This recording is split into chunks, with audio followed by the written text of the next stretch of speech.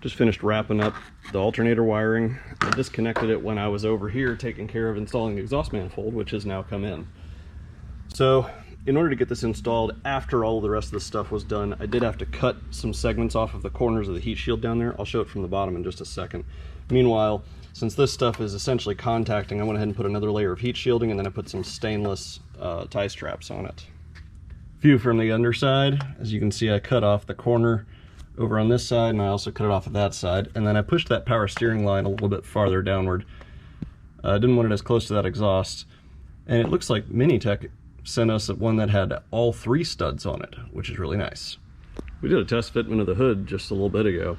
This segment right here contacts, it seems, so I'm going to see about maybe smoothing this down and then trying again.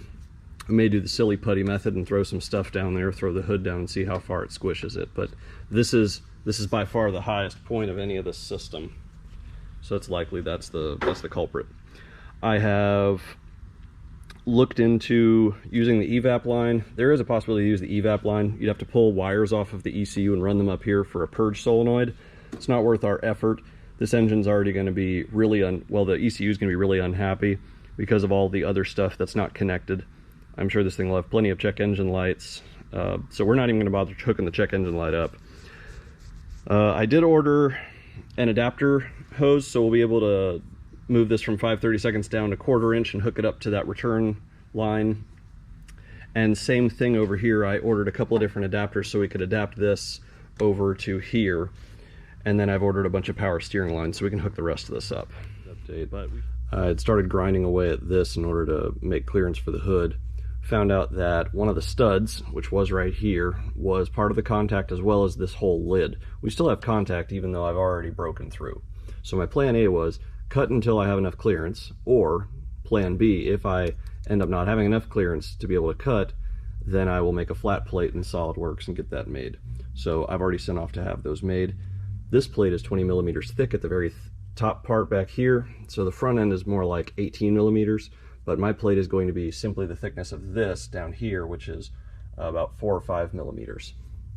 Now, the reason this one's so tall is because we have all of the geometries inside of here for the changeover valve, which we don't have, the butterflies in the middle, as well as all the EGR stuff down the sides. We're not using it, so flat plate will be much easier.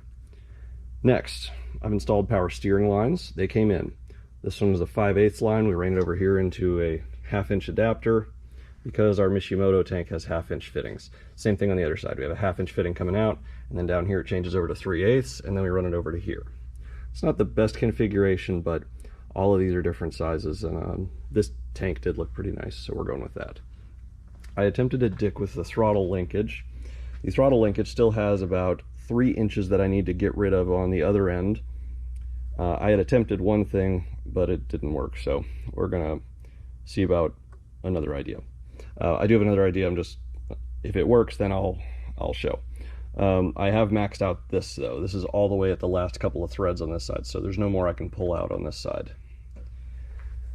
And then the customer asked if we could get the stock temperature gauge working, and so I just looked into it. It's just a simple 1 wire on the back of the Miata. So this is off of the NA6 over there. So it uses this guy. This is 8th NPT. The guy that comes out of the side of the Honda, this is M18 by 1.5. So we're ordering in an adapter for that, so we can just plug that into the side of the motor.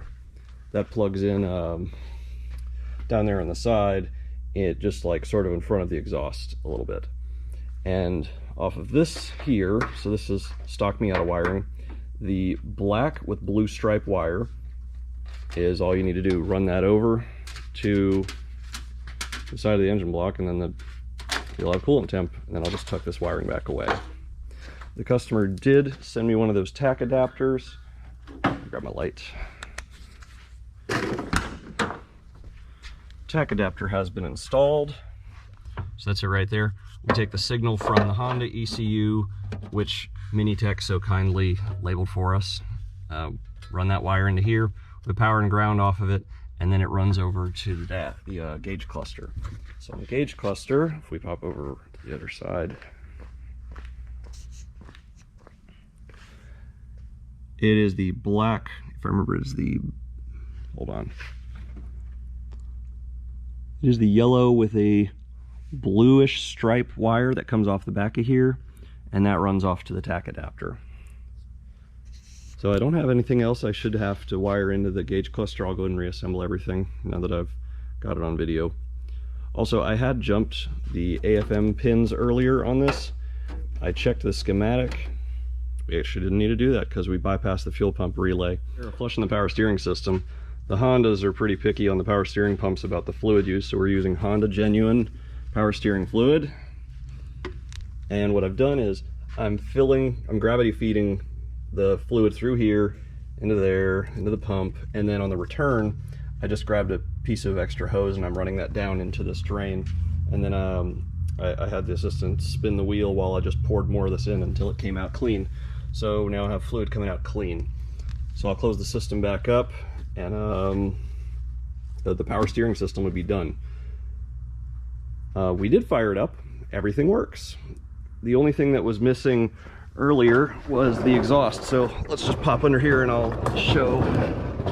We went ahead and stuck a V-band on there, and we cut it shorter, so it was going to be another 6 or 8 inches farther back, but I figured a larger section to be able to weld exhaust back here is better.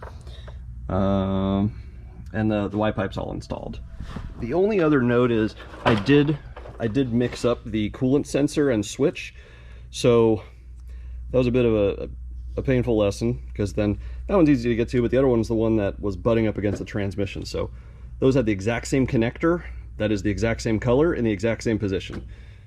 Just make sure that the one with the green wire goes to the one that's on above the transmission, not this one back here. That one has the one wire with the red stripe on it.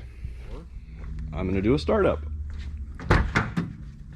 Let's hop in here. A little dark. Let's turn the lights on. I want you to see that the tack works.